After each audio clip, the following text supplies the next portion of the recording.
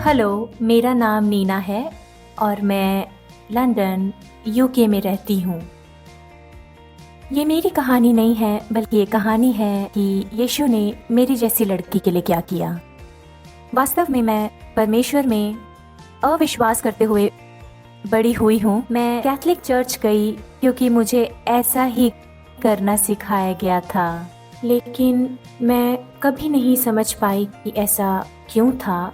हाँ, मैं जानती थी कि ऐसा करने से परमेश्वर से जुड़ी रहूंगी, लेकिन इससे कोई फायदा नहीं हुआ। मुझे कभी परमेश्वर का अनुभव नहीं हुआ।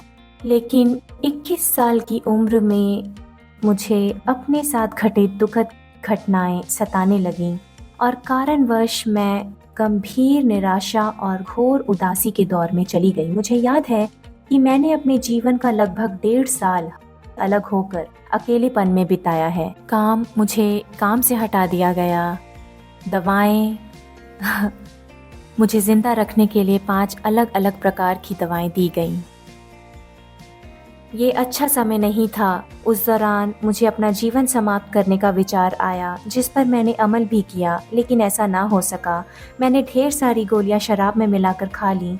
मैं बेहोश हो गई, लेकिन मुझे होश आ गया और मैं समझ नहीं पाई कि मेरे साथ ये सब आखिर क्या हो रहा है। मैं जीना नहीं चाहती थी। 26 साल की उम्र में मुझे जीवन से कोई आशा नहीं थी। जीवन बेकार था, कोई भविष्य नहीं था, सब कुछ जैसे खत्म था। मेरे लिए कल का कोई उद्देश्य नहीं था। ये भयानक था क्योंकि मैं एक चलती फिरती जिंदा लाश के समान थी, जिसमें कुछ भावनाएं बची थीं और मैं बस सब कुछ खत्म करने के बारे में सोच रही थी। यह विचार इतना आकर्षक था कि लगभग यही एकमात्र काम था जो मैं करने के लायक समझती थी। उस दौरान मैं एक दिन टीवी देख रही थी और मेरी नज़र गॉड टीवी पर पड़ी और मुझे आज भी याद है कि मेरी प्रतिक्रिया कुछ ऐसी थी कि ये सब टीवी पर क्या चल रहा है। मुझे ये मूर्खतापूर्ण लगा और वास्तव में मैं बहुत निराश थी। उस दिन मैंने सोचा, इस जीवन को खत्म करने का बहुत अच्छा दिन है। गॉड टीवी चालू था और मैंने ठान लिया कि मैं ऊपर जाकर नहाने के टब में अपनी कलाई या किसी और रंग को काटूंगी और आज हमेशा के लिए खत्म हो जाऊंगी। मैंने फैसला कर लिया था। और मुझे ये भी याद है कि उन दिनों मेरी आँख की पुतली में भी कुछ समस्या थी। उसमें दर्द होता था और उस दिन भी मैं दर्द में थी। मैं थकी हुई थी। मैं सचमुच बहुत तकलीफ में थी। मैं क्रोधित हो गई और मैंने कहा, ठीक है परमेश्वर, यदि आप सच में हैं, यदि आप कुछ कर सकते हैं, तो आज रात मैं प्रार्थना करती हूँ, मुझे चंगा करें, साबित करें कि आप यहाँ हैं। यदि आप हैं, चंगा करें।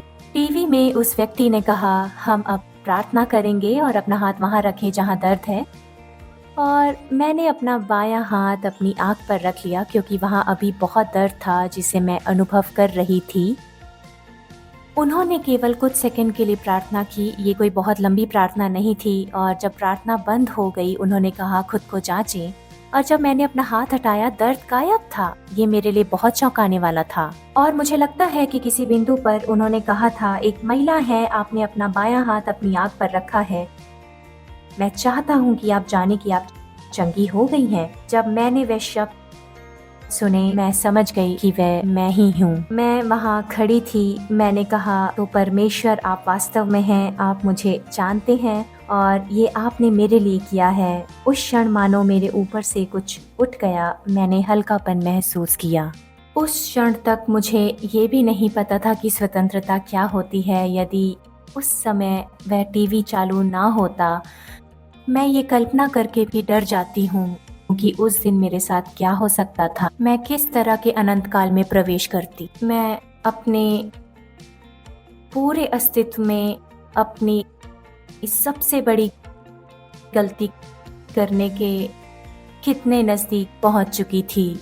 इसलिए मैं गॉड टीवी की भागीदार बन गई क्योंकि मैं जानती हूँ ऐसी बहुत सी नीना है जो बिना सोचे समझे अपनी मृत्यु का इंतजार कर रही हैं। अगर आपने मुझे किसी चर्च में आमंत्रित किया होता तो शायद मैं चर्च नहीं जाती।